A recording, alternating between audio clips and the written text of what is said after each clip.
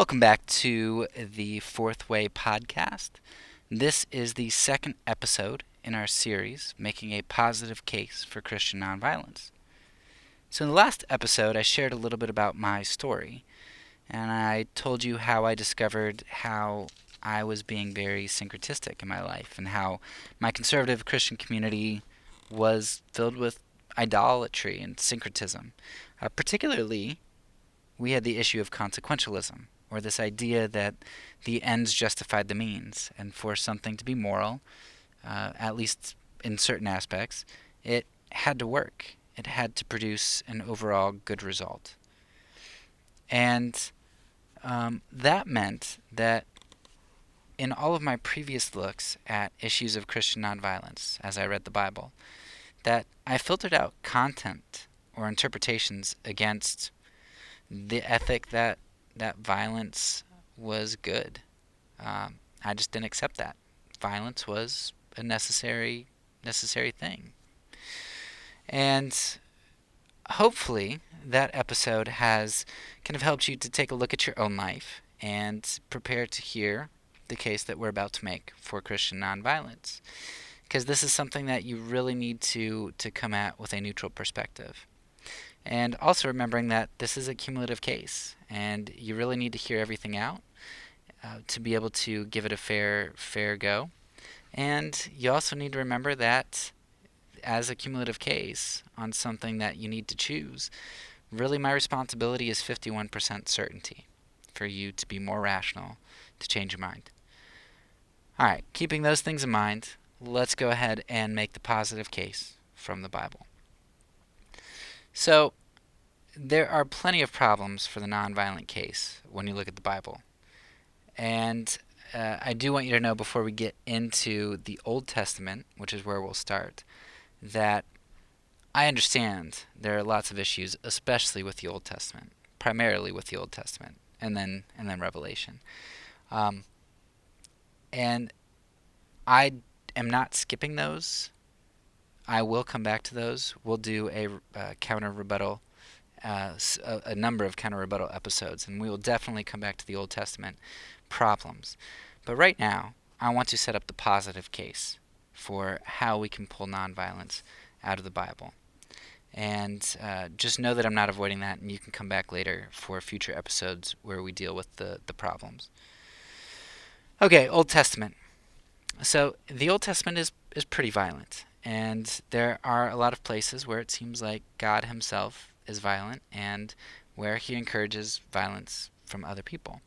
Like I said, we'll get to talking about those later, but we also do get a number of inklings that, you know what, maybe violence isn't really something that's great, or something that God wants to keep around, or something that God really likes in general. And today I want to talk about some of those inklings because they're really important. Glimpses, especially as we get to the ultimate revelation in Jesus Christ.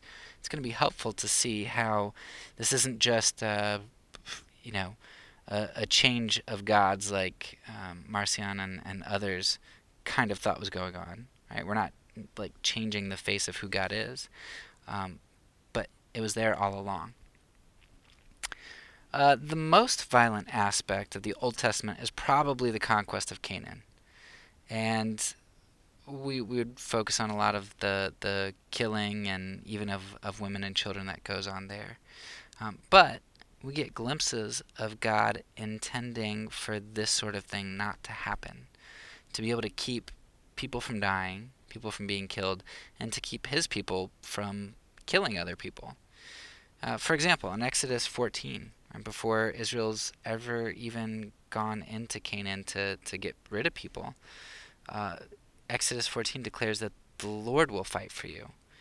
And Exodus 23, God says that he will send the hornet ahead of Israel to drive people out. Like God, if you read certain aspects of Exodus as well as other books, it really seems like God is saying, hey, look, I'll take care of this. I'll drive them out. You just faithfully obey me, and we'll drive these people out. We don't need to kill them. I'm not going to have you kill them. I'm myself, I'm not going to kill him. I'm going to send the hornet ahead of you. And we get a number of glimpses of that, especially in these two passages here in Exodus. If you want to get a lot more of this, you can get a lot more examples from Tim Mackey, who is the creator of the Bible Project, and he argues that more often than not, that the wrath of God and the judgment of God and places where it seems like God kills people is actually either God withdrawing from people and allowing natural consequences to happen to them, or God's use of God's use of natural consequences, or just his withdrawal of protection. Um, anyway, lots of examples. I kind of want to talk about some of them, but we'll save that for the counter rebuttals, and you can look up Tim Mackey. I will put a link to that here in the podcast. So anyway, the Old Testament is littered with this type of thing, keeping people from killing. One other example, really quickly, that's really obvious is take a look at Gideon, or one of the judges. Certainly, a lot of the other judges make up for Gideon's lack of killing in this one episode, but Gideon is told by God to basically take some like trumpets and torches and clay pots, get 400 people, and go and surround his enemies up in the high cliffs, and like blow trumpets and yell at them and break jars and all that stuff. Well, Gideon and God don't touch the enemy. They end up killing each other. And so the fear of God in them, their fear of the Israelites, their evil hearts, and all of those things kind of combined to make the situation where when they thought they were coming up against God's army, God didn't have to lay a finger on them. They judged themselves. And that's the type of thing that you see all over, and Mackey makes that a lot clearer in his, I believe it was a podcast episode that he had.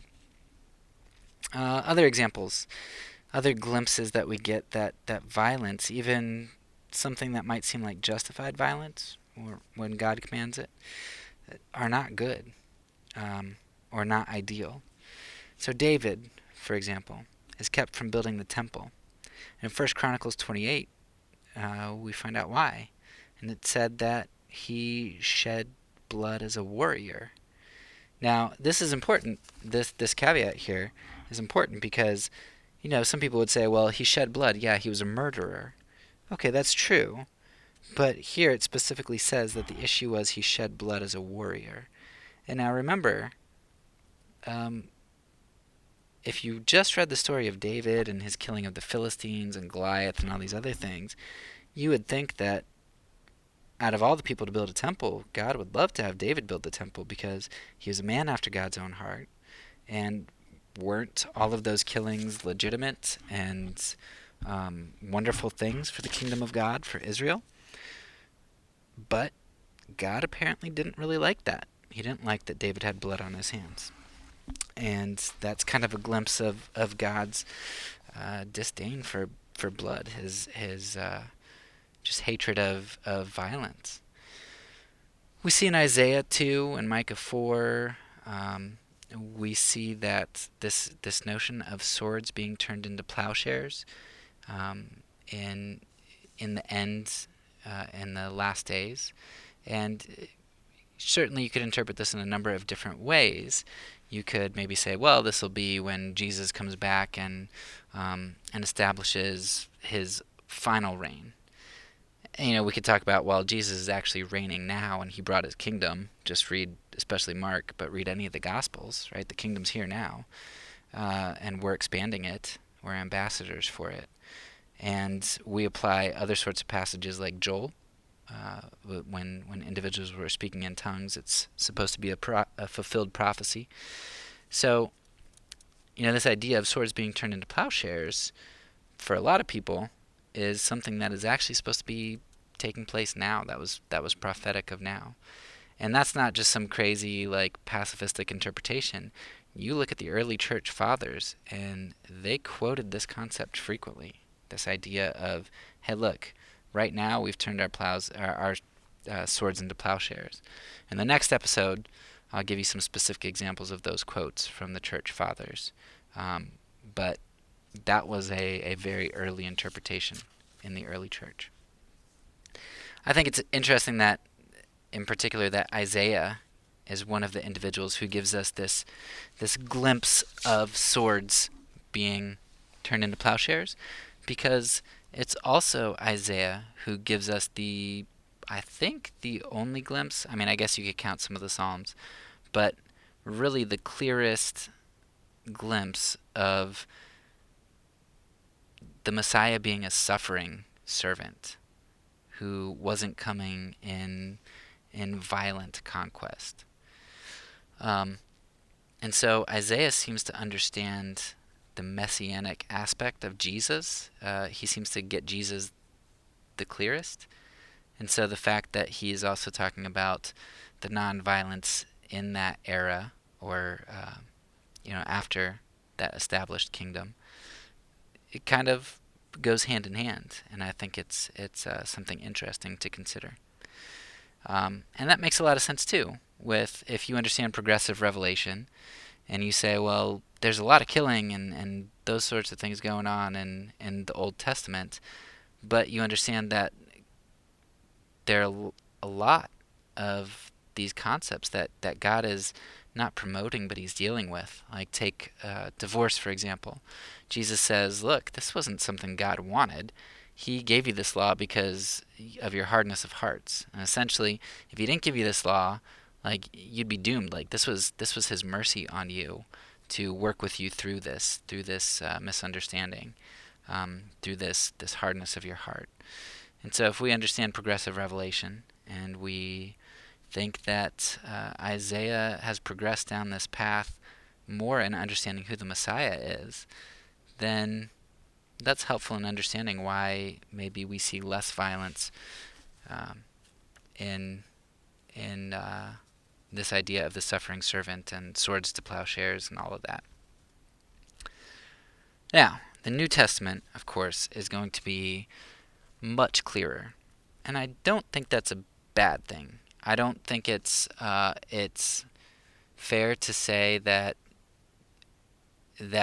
preaching nonviolence discounts the Old Testament, because if you do understand this progressive revelation, that helps to make sense of things.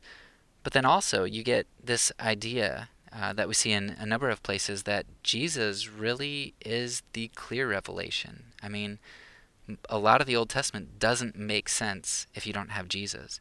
And so much more is illumined if you do have Jesus. Jesus says in John 14 that if you have seen me, you've seen the Father. Right? He is the revelation of God. Hebrews says that he's the full revelation of God. Right? He's the image of God, and we have only seen dimly up to the point of Jesus, but now in Jesus we see crystal clear, because Jesus is the image of God. He's the pure revelation. And so some of the things that we think we might see in the Old Testament that maybe were progressive revelation, or God allowing things or working through systems due to hardness of heart, really, if we see something that's pretty clear in Jesus and isn't very clear in the Old Testament, then we go with Jesus, because that's the clear teaching. And this is something maybe comparable to something like the Trinity, right? In the Old Testament, if you were to try to find the Trinity, you could find potentially some examples. The angels or the individuals appearing to Abraham, the three individuals that he fed. There are a couple times where God says, like in Genesis, let us make man in our image. And I know there are different interpretations of that, but some people use that to try to show Trinity. And so you really do get at least a binary in the Old Testament, like with the angel of the Lord and God. You kind of see that there are potentially two people, maybe more, but it's not until the New Testament that we get this idea of a Trinity.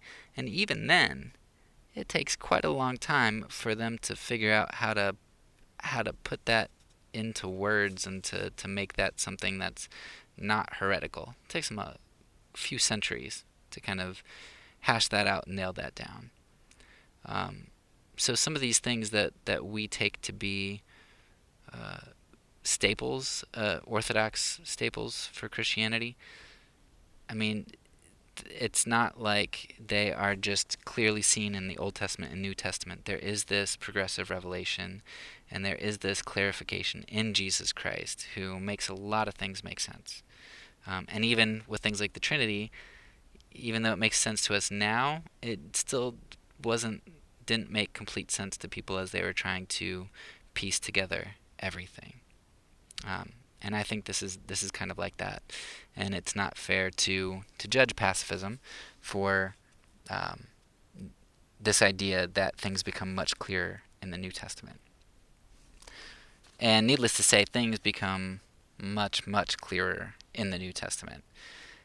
You really don't get very much information at all that's going to give you a case against nonviolence. Just about everything is going to be for Christian nonviolence. So take a look at Matthew 5, right? This is Jesus' famous teaching on turning the other cheek, on loving our enemies. And then in Romans 12 and 1 Peter 3, they build on this concept and they say, don't take vengeance, right? That's a problem. So it's not just Jesus in Matthew 5, but you've got other authors saying, don't take vengeance on people, right? Let that up to God. And maybe, and we'll talk about this later, like I said, maybe God took vengeance in the Old Testament. Maybe he did that. Maybe God used people to take vengeance in the Old Testament. But now, as revealed through Christ, at least at this time, God has told us not to take vengeance. We let that up to him. We are in an era of nonviolence. If nonviolence has not always been, at least it is now, as seen through Christ and his teaching, and supported by Paul and Peter and probably others. You know, Romans 13. We'll have a whole episode on that later as well. If you're going to read Romans 13 as legitimizing violence, even if I give that to you, it only does so in the function of a state, not in the hands of an individual. And so even if you're going to want to incorporate some sort of violence, Romans 13 at least limits that violence to the state.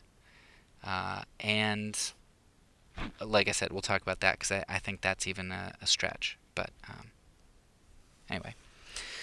So Jesus, beyond these ideas of turning the other cheek and loving enemies and not taking vengeance and leaving vengeance up to the government, beyond those things, Jesus also shifts our vision of the kingdom that he brought when he said that his kingdom is not of this world. Because if it was of this world, his followers would fight for him. But Jesus says, my kingdom's not of this world. My followers don't fight. And so Jesus kind of gives us this perspective that the kingdom that we are to be faithful towards is a kingdom that isn't like the kingdoms on earth. We don't use power and coercion and force. We fight our battle in a different way. And you see this too in Paul, where he talks about how we don't wrestle with flesh and blood, but with principalities and powers, and this idea of spiritual warfare, and that the kingdom is different than the earthly powers is quite clear in the New Testament. You also get this idea of the Son of Man, which I think is very interesting. A lot of times people, I remember one time we had Jehovah's Witnesses come over, and they were talking about how, well, look, in the Bible it even says Jesus is the Son of Man. Like, well, great, thank you for acknowledging that, because that more than the Son of God is a title of divinity. We see this in Daniel. In Daniel 7, uh, Daniel gives this picture of the Ancient of Days and how he's clothed, and he's got this white hair and all this stuff. And the Son of Man is like that and ascends up to sit at the right hand of the throne of the Ancient of Days. Now, he gives the Son of Man qualities that are divine, that are only true of God, and he has him sitting at the right hand of the throne of God. So this Son of Man, as seen in Daniel, the place in the Old Testament where we get this term, is probably the most divine term you can come up with, because of all the things that Daniel says about who this Son of Man is. And what's really interesting is Jesus basically says, you know that guy in Daniel? You know that guy who's God? Yeah, that's me. Right before his crucifixion, Jesus says, in Matthew 26, I believe it's also in Luke, "From now on, you will see the Son of Man sitting at the right hand of the Mighty One, and coming on the clouds of heaven." So this idea of coming on the clouds, a lot of people think that, rapture, Jesus comes down. But the way that coming on the clouds was used in the Old Testament, when God came against Egypt in judgment, he came on the clouds. Or when the Son of Man goes to sit at the right hand of the throne of God, he comes on the clouds. So this idea of coming on the clouds, a lot of times can mean ascension, and a lot of times means judgment. So when Jesus says, hey, look, you're about to crucify me, but I want you to know something. From now on, you're going to see the Son of Man. You know that guy in Daniel 7? Yeah, he is me, and he's going to be sitting at the right hand of the Mighty One and coming on the clouds of heaven. He's saying, I'm about to go up there. I'm about to take my seat. My work's going to be finished, and judgment's coming. So be warned. That's when Jesus says that his kingdom's not of this world in John 18. And then we get this understanding of what he's telling the Pharisees that he's about to do. That's a pretty big deal, and it's just something that a lot of people overlook about this kingdom. First Peter kind of bolsters that. The whole book of First Peter is really fantastic for this. Probably more so with government and less so with pacifism directly, but Peter talks about this concept that we're aliens. Like we really do belong to another kingdom, and we don't fit into this kingdom here. Our kingdom, our allegiance, is something different than it is here. And that means, like Jesus said, the way that we fight for that kingdom is different. And like Paul said about flesh and blood, etc. Revelation is also interesting, because a lot of people are going to use that, and again, we'll get to this later on, but a lot of people are going to use Revelation as an example of, well, see, the New Testament's very bloody. And even if you want to say that, it's fairly clear that we're in an era where we aren't to take vengeance. And if Jesus decides to come back in vengeance, so be it. But what's going to happen in the future versus what we're supposed to do now are two different things. But secondly, I think people just miss what Revelation is saying. And Tim Mackey, again, is somebody who's good to listen to on this, but if you just look at what Revelation is saying and how it would have been applicable to the early church, it's just a beautiful book. There's so many offsetting pieces of imagery, like the one who conquers isn't the Lion of Judah, right? John sees the lion, but then when he takes a double take and he looks again, it's not the lion, but it's the lamb who was slain. And this lamb who was slain conquers. And time again, the imagery we get in Revelation of when we get this word Nika or Nike or whatever for conquer, when we get that, it's in the context of submission and laying down our lives. And something that was really interesting is after I heard Mackey say something like that, I went and looked through Revelation, and I thought Revelation is just this gory, bloody book. And so I looked up all the times that the word blood appeared. And I think it's 18. And I want to say, I think it's 6 of those times. The blood appears in like it's a metaphorical judgment. You see it in the Old Testament. You see it in all sorts of passages. But like the moon turns to blood and that kind of stuff. So it's nobody's blood. It's just this symbolic something is going to turn to blood as a judgment. And I think there are 12 other times that blood is used. And all but one of those times, the blood either refers to Jesus or to the martyrs. And that one time, that one remaining time where blood occurs, it's unclear whose blood it is. It could be the martyrs, and it might not be. So go ahead and look that up yourself. If I have the document, if I can find it, I'll post it here, a link to it.